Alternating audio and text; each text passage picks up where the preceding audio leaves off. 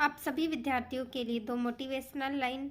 शिक्षा दुनिया का सबसे शक्तिशाली हथियार है। शिक्षा दुनिया का सबसे शक्तिशाली हथियार है जिससे आप दुनिया बदल सकते हैं, जिससे आप दुनिया बदल सकते हैं।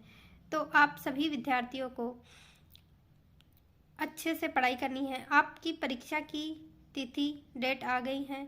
आपकी परीक्षाएं 21 मार्च से लेकर 11 अप्रैल तक चलेंगी। तो आपके लिए गणित का मॉडल पेपर लेके आए, जैसा कि आपकी परीक्षा में प्रश्न आएंगे हूबहू बिल्कुल वैसा ही मॉडल पेपर है। आप एक बार इनको हल करने का प्रयास करें। राजस्थान शैक्षिक अनुसंधान एवं प्रशिक्षण परिषद उदयपुर के द्वारा ये मॉडल पेपर तैयार किया गया है। प्रारंभिक शिक्षा पूर्णता प्रमाण पत्र परीक्षा 2023 का ये मॉडल पेपर है। पहला क्वेश्चन है प्रश्न नंबर 1, संख्या -13 का गुणन प्रतिलोम है। तो यहाँ पर देखिए हमें गुणन प्रतिलोम ज्ञात करना है। पहले क्वेश्चन में 1 से लेकर 6 तक के जो प्रश्न हैं वो वस्तुनिष्ठ प्रश्न दिए गए हैं और आपके इस पूरे पेपर का जो पूर्णांक है वो कितना है, 80 नंबर का। और समय अवधि कितनी है, 2 घंटे 30 मिनट, यानी 2.5 घंटे का ये पेपर होगा। तो हम पहला क्वेश्चन शुरू करते हैं। संख्या -13 का गुणन प्रतिलोम है। तो यहाँ पर हमें -13 का गुणन प्रतिलोम ज्ञात करना है। तो आप सभी ने पढ़ा है कि गुणन प्रतिलोम निकालने के लिए हम उस संख्या को पलट देते हैं, यानी उस संख्या का अंश हर में चला जाता है और हर अंश में आ जाता है। तो यहाँ देखिए ये संख्या है -13, इसे हम लिख सकते हैं -13/1, क्योंकि इस संख्या के नीचे कोई संख्या नहीं दे रखी तो हम इसके नीचे 1 मान सकते हैं। अब देखिए इस संख्या को हम पलटेंगे तो ये हर चला जाएगा अंश में और अंश आ जाएगा हर में, तो ये संख्या बन जाएगी -1/-13। तो इसका आंसर होगा ये गे वाला 1/-13। जब भी हमें गुणन प्रतिलोम निकालना हो तो हम उस संख्या को पलट देंगे, उसका अंश हर में चला जाएगा और हर अंश में। इस तरह से हम किसी भी संख्या का गुणन प्रतिलोम निकाल सकते हैं। तो ये पहले क्वेश्चन का हल हुआ, इसका आंसर है स। दूसरा क्वेश्चन देखिए, संख्या 9 की घन संख्या होगी।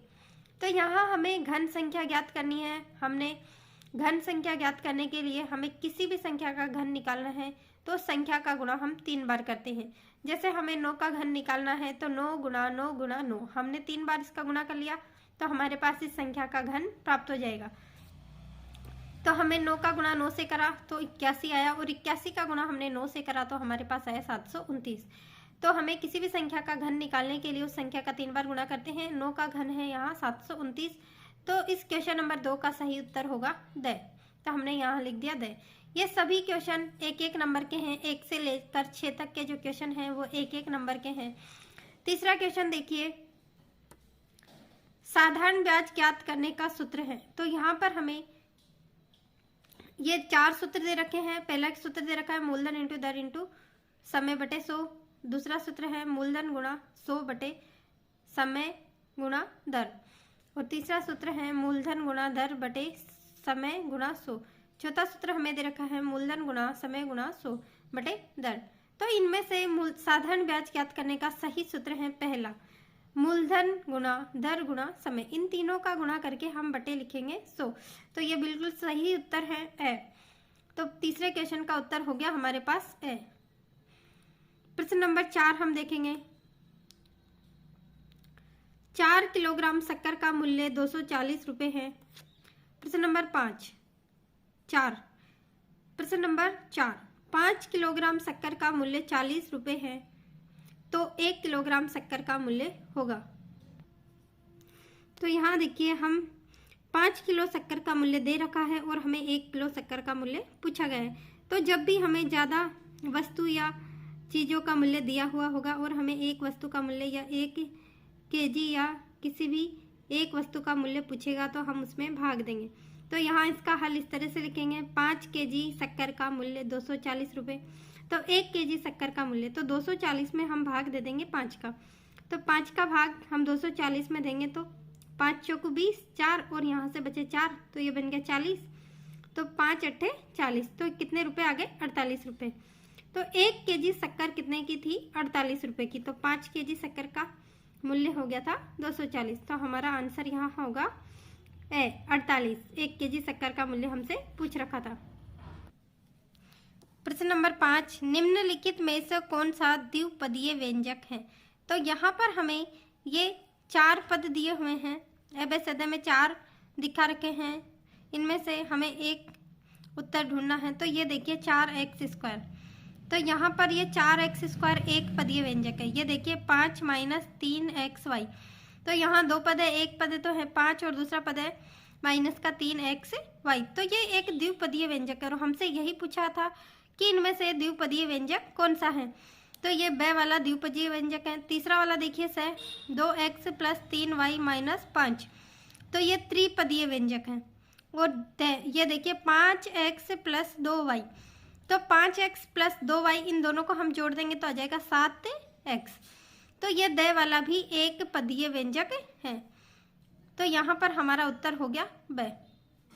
क्वेश्चन नंबर 6, चतुर्भुज के सभी अंतःकोणों के मापों का योग होता है।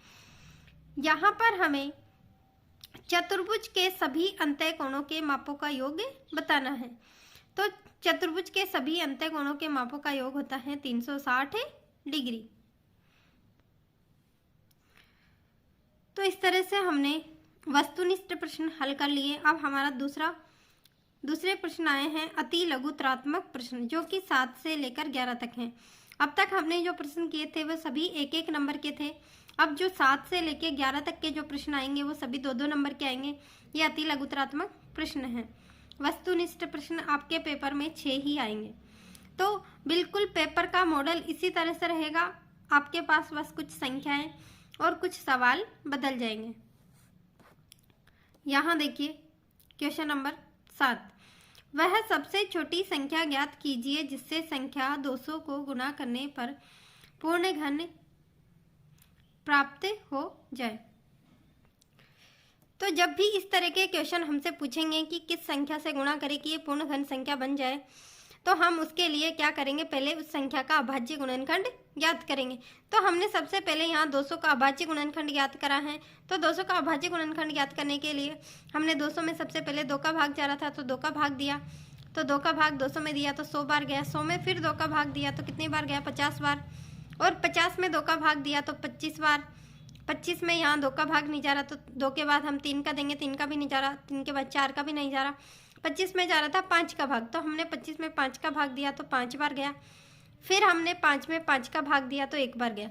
तो ये हमने 200 का अभाज्य गुणनखंड ज्ञात कर लिए। यहाँ पर देखिए 2 के हमसे प्रश्न में पूछा गया था कि पूर्ण घन संख्या प्राप्त हो जाए। तो यहाँ पर हमें 3-3 के जोड़े बनाने, तो 2 के तो यहाँ 3 जोड़े बन रहे, लेकिन 5 का एक जोड़ा अधूरा है। 5 2 बार आ रहा है लेकिन 3 बार आना चाहिए था। तो हम अगर 200 का गुणा 5 से कर देंगे तो यह एक पूर्ण घन संख्या बन जाएगी। तो हम इसमें उत्तर लिखेंगे 5 से गुणा करने पर पूर्ण घन संख्या बन जाएगी। जैसे ही हम 5 का गुणा 200 से करेंगे तो हमारे पास उत्तर आएगा 1000, और 1000 एक पूर्ण घन संख्या है। 10 का घन 1000 होता है। तो इस तरीके के प्रश्नों को हम इस विधि से हल करेंगे। प्रश्न नंबर 8, व्यंजक -4q एवं 7pq का गुणनफल होगा। यहाँ पर हमें 2 व्यंजक दिए हुए हैं, इनका हमें गुणनफल ज्ञात करना है। तो इनके गुणनफल ज्ञात करने के लिए सबसे पहले हमने इनके बीच में गुणा का चिन्ह लगाया, -4q गुणा 7pq। अब यहाँ हम पहले संख्याओं को आगे लिख लेते हैं गुणा के रूप में, और फिर जो बाकी के पद दिए हुए उनको भी हम गुणा के रूप में लिख देंगे। तो यहाँ पे -4 गुणा हमने लिखा 7, यहाँ से हमने ये लिख दिया q गुणा ये p गुणा q। तो हमारे पास संख्या का गुणा करा तो 7 का गुणा 4 से करा तो 7 चौको 28। यहाँ संख्या के साथ माइनस है तो हमने माइनस लिख दिया।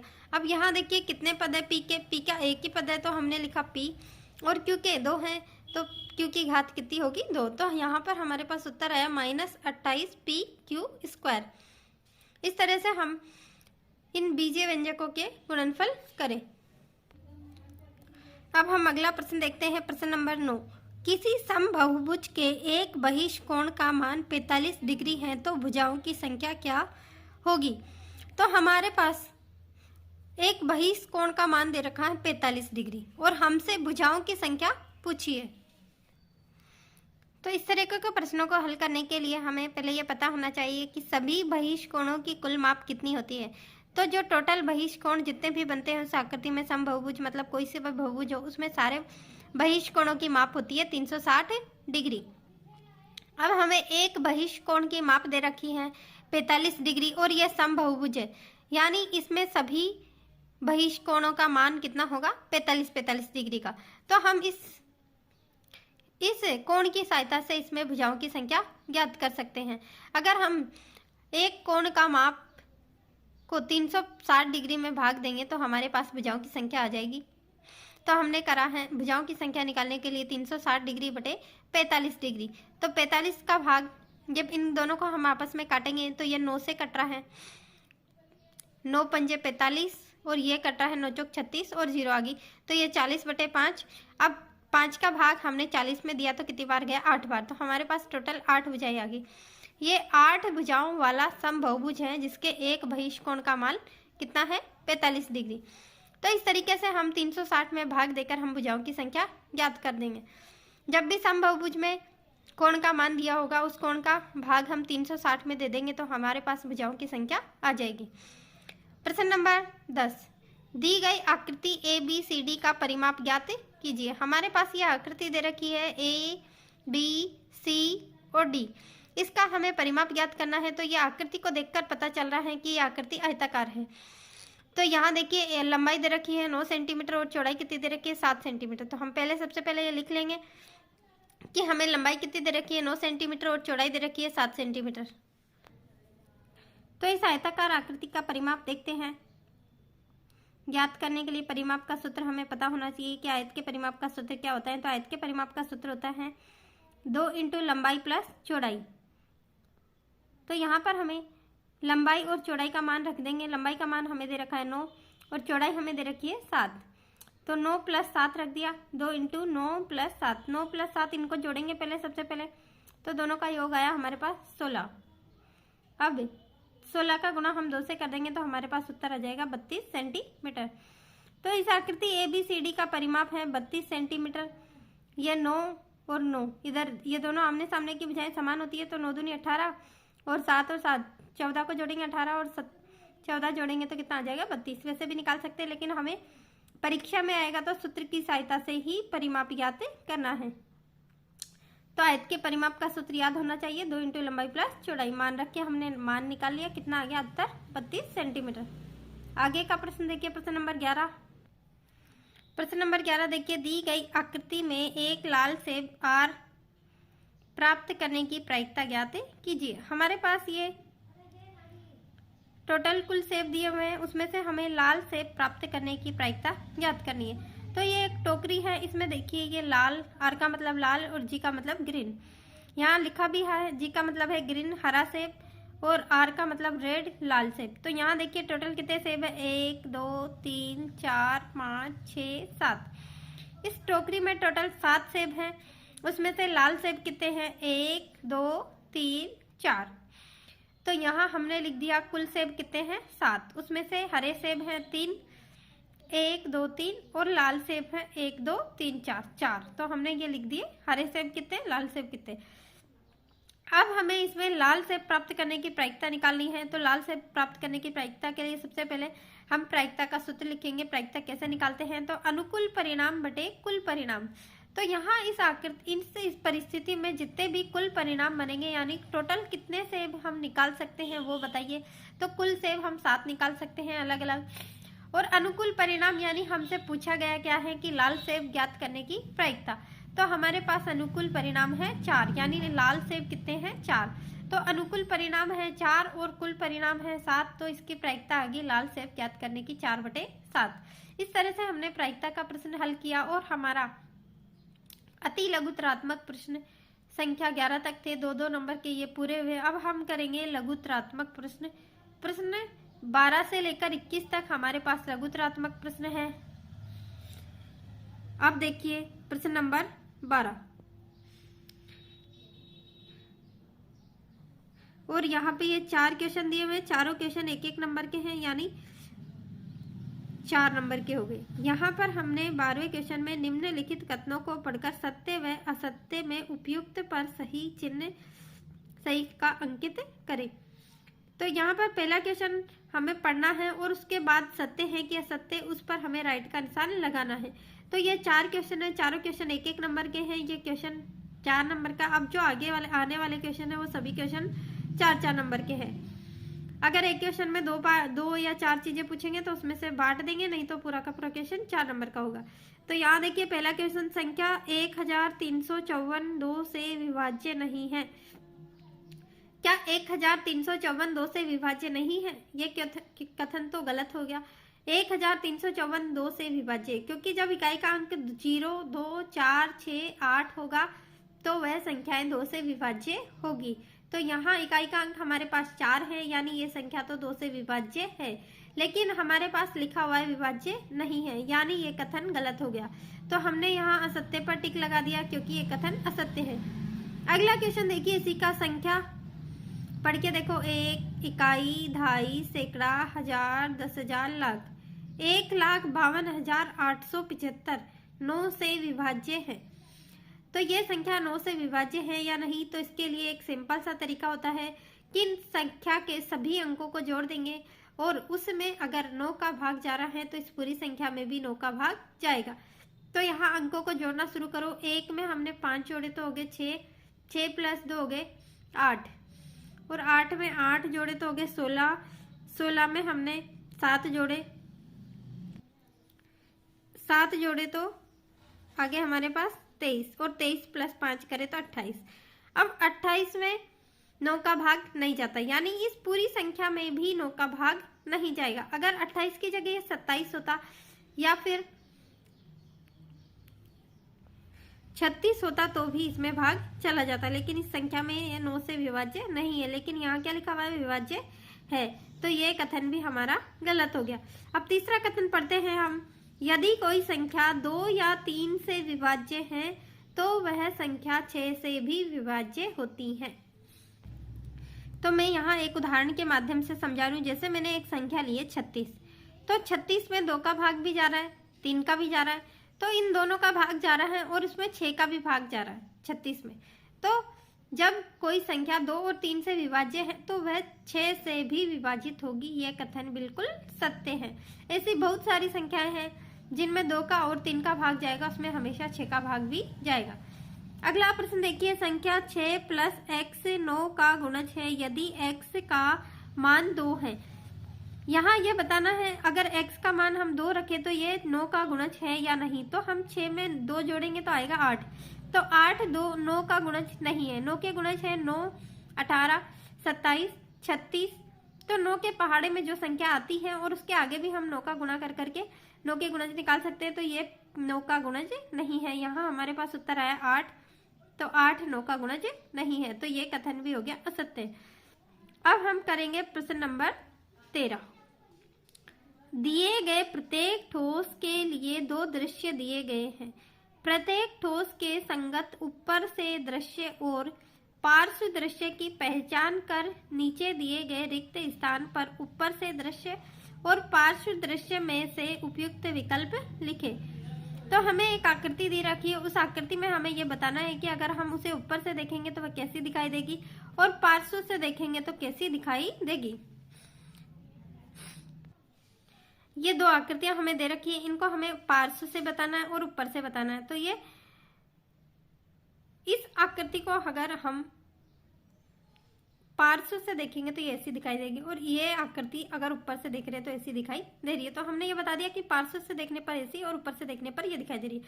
ये भाग है जो ऊपर से लिया गया है, ऊपर से दृश्य देख रहे हैं तो ऐसी दिखाई दे रही है, और पार्श्व से देखेंगे तो इस तरीके से आकृति दिखाई देगी। तो यहाँ पर हमें केवल आकृति को देखकर बताना है कि ये ऊपर से ली गई है या सामने से देखी गई है। तो आगे देखो, अगला प्रश्न है प्रश्न नंबर 14। 400 व्यक्तियों पर किए गए सड़क सर्वे के दौरान यातायात नियमों का पालन करने वालों को वृत्त चित्र में दर्शाया गया है। वृत्त चित्र को पढ़कर नीचे दिए गए प्रश्नों के उत्तर दीजिए। यहाँ प्रत्येक प्रश्न हमें 2-2 नंबर का, 2 प्रश्न हमसे पूछेंगे तो 2-2 नंबर के हैं और दोनों प्रश्न करेंगे तो हमें मिलेंगे 4 नंबर। तो यहाँ देखिए ये लिखा रखा है गति सीमा से अधिक गति से वाहन चलाने वाले व्यक्ति हैं 10%। तो सबसे पहले हम इस वृत्त को देखकर समझ लेते हैं कि इसमें क्या क्या दिखा रखा है। तो यहाँ लिखा हुआ है इसमें ट्रैफिक लाइट पर गति करने वाले व्यक्ति हमें 25% दे रखे हैं। और इधर लिखा हुआ है कि जेब्रा पट्टी पर ध्यान नहीं देने वाले हैं 15%, हेलमेट नहीं लगाने वाले हैं 10% और अधिक भार क्षमता वाले हैं। ये हमें खाली छोड़ रखा, तो इसे हम प्रश्न में पूछेगा तो हम निकालेंगे। तो ये हमें वृत्त चार्ट को हमने पढ़ लिया। अब हम प्रश्नों को पढ़ेंगे कि हमसे प्रश्न क्या पूछे गए, उनके उत्तर हम देंगे।